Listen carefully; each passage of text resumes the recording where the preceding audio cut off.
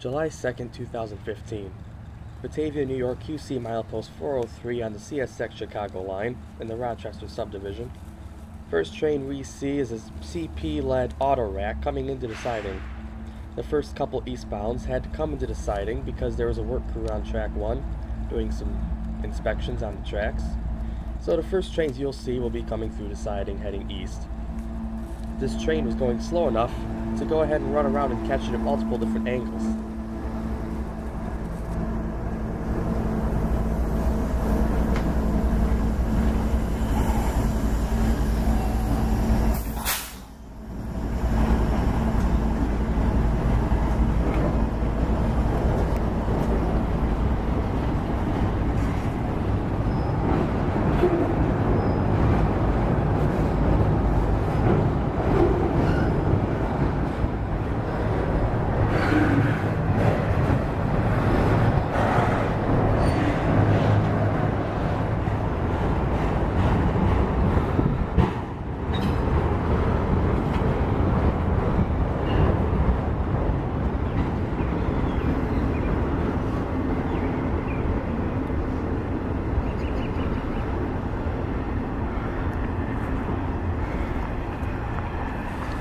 Just a few minutes after the end of that auto rack rolls by, we see train Q009 coming through at track speed.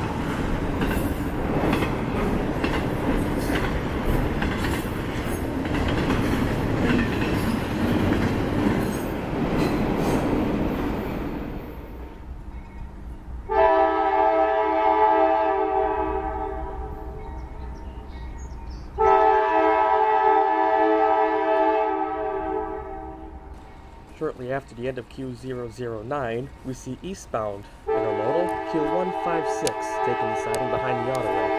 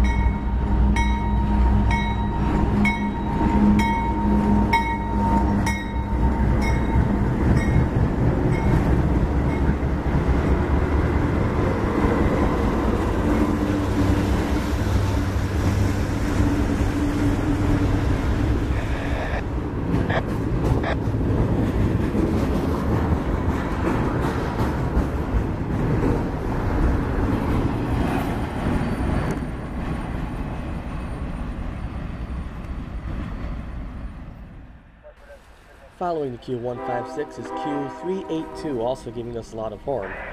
We can also hear the EC1 being released for the work crew that was working on track 1. It is now going to be moving on past 406 in the west direction, now freeing up track 1 for trains past the siding.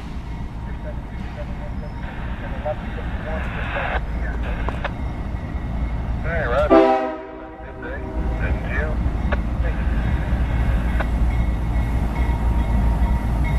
Yeah, Bob.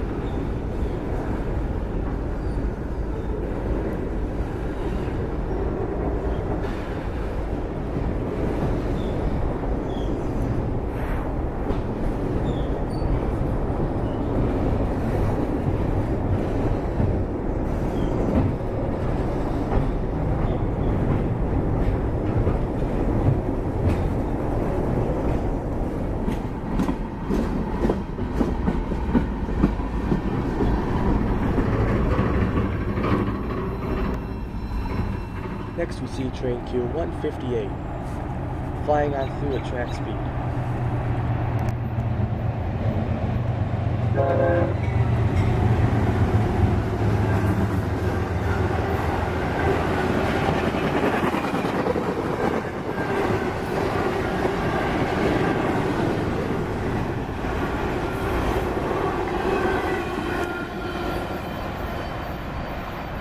After walking downtown for a lunch break, we came back just in time to see Q002, a weekly UPS hotshot that runs eastbound on Thursdays. Its counterpart, Q001, runs west on Tuesdays.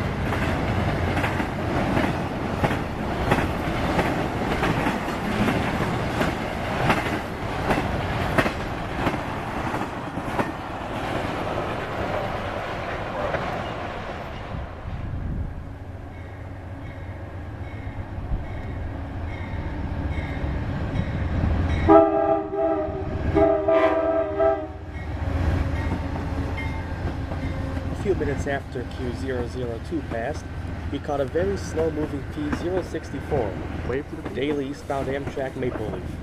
We got an interesting horn show from the engineer as well.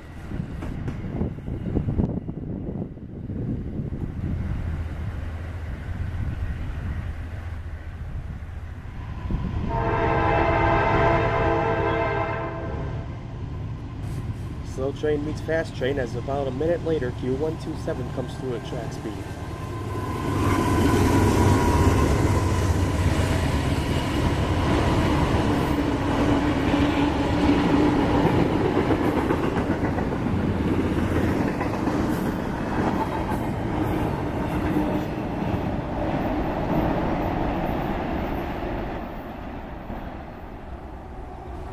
We don't know the idea of this eastbound manifest, however they gave us a nice little horn show and the conductor wave.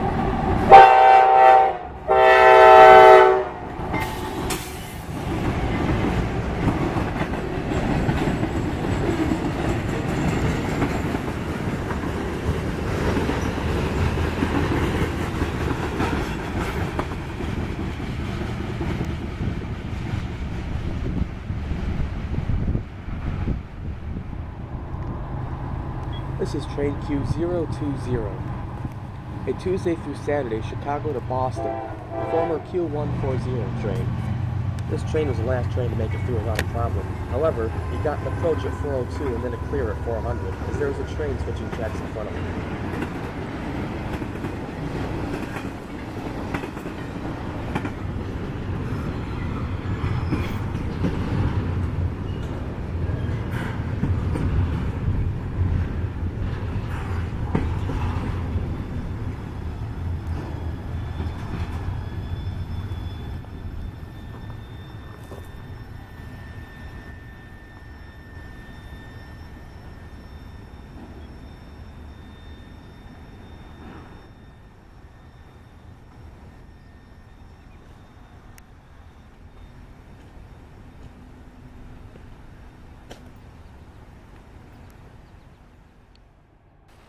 And now we're seeing train Q264. This is the first train to develop problems.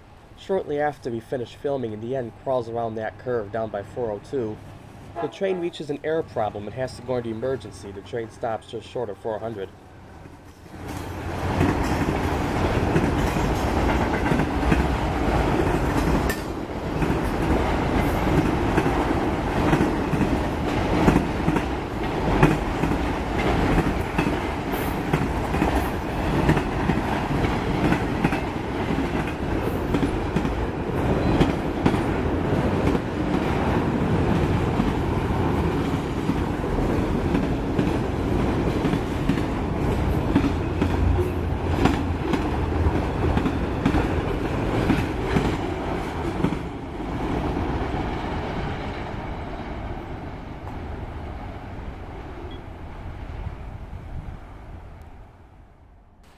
At this point, trains begin to pile up, and they begin causing a traffic jam here in Batavia, and we are caught right in the middle of it. Q264 is now stopped just short of milepost 400 on track 2 due to his air problem and going into emergency. There are 2 trains stuck in front of him, Amtrak 63, and there's a freight that we don't know the ID of behind Amtrak. I'll tell you right now that freight never ended up coming because of another problem that happened later on. Currently, I-626 is pulling up behind the 264. It's going to be waiting here the rest of the time we are in Batavia.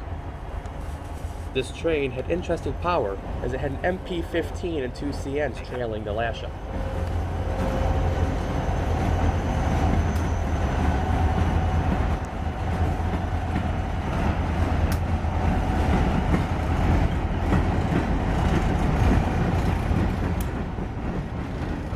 After I-626 gets tied down onto track 2 waiting for the 264 to get his situation cleared up, we hear train 63 finally on the move, already over a half hour late. This train comes up to us with a surprise visit from Amtrak Phase 3 Heritage Unit 145. We get a nice wave from the engineer, along with a small horn show. About 5 seconds after we stop filming, however, this train almost hits a trespasser, goes into emergency, and realized that the trespasser had put a tie plate on the rail. This plate flew up underneath the first AM fleet and destroyed the air hosing, so now they have no air pressure.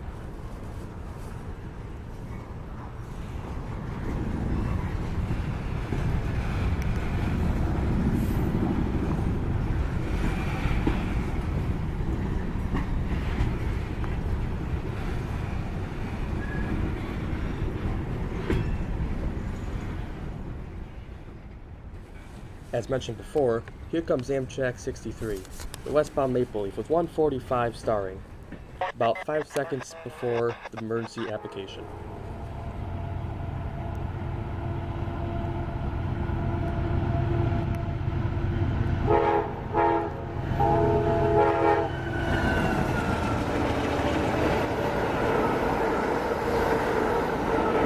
"145, unexpected visit, Amtrak 63. After I screamed a little surprise visit, you may have heard another honk right as the video ended. That right there was Amtrak entering emergency as the engineer threw the brakes on and honked at a trespasser on the tracks. He reported on the dispatch that the trespasser did not look like he knew where he was going to go. He ended up ducking in between 2 of I-626's cars. This is also where Amtrak hit the tie plate which the trespasser had set onto the rails. What you're looking at right now is a picture I was able to take of the trespassers. I have one more picture as well. Both were distant and both were blurry. I have not had the chance to turn the pictures into the police. However, I did call CSX and report the 2 trespassers and what they looked like, as Amtrak was only able to report one of them, because the other one had ducked into a ditch before Amtrak got there.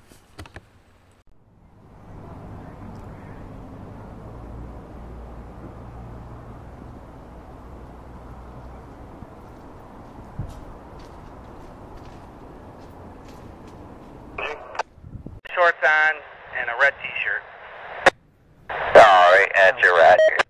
I'm sure he probably put it on the rail. Yeah, I can see right where we hit it with the wheel. Alright, that's your record. That end it there where you stopped. I'm looking at the automatic here. I'm almost up to 404 probably. I guess maybe 403.6 or so. After 3 long hours of sitting in Batavia, Amtrak 63 was finally able to leave. The train ended up getting into the Pew about 3 hours and 50 minutes late. It was even later when it got to Toronto. The first AM fleet was left in the Batavia siding because the tie plate that the trespasser put on flew up and destroyed the air hoses on the car. 145 is fine, however, we'll soon need a new wheel with a new flange because the tie plate did damage to the flange on the front wheel when it hit it. After Amtrak finally got cleared up, the other trains were able to get moving. 264 was already gone, and so was I-626, and the train that was behind him.